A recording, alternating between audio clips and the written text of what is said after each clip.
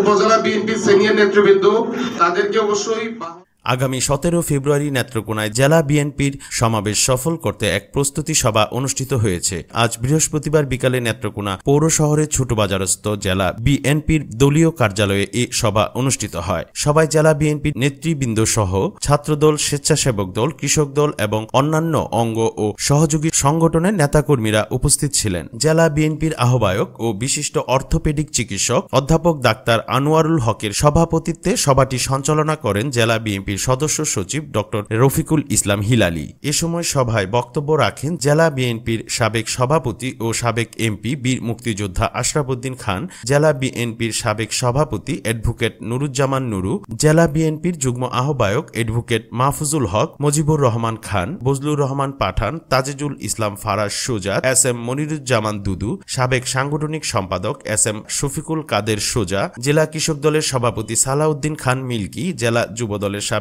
Senior সহ সভাপতি আব্দুল্লাহ আল মামুন খান রনি সহ অন্যান্য নেতাকর্মীরা। সভায় বক্তারা 17 ফেব্রুয়ারির সমাবেশ সফল করতে নেতাকর্মীদের সর্বাত্মক ভূমিকা রাখার আহ্বান জানান।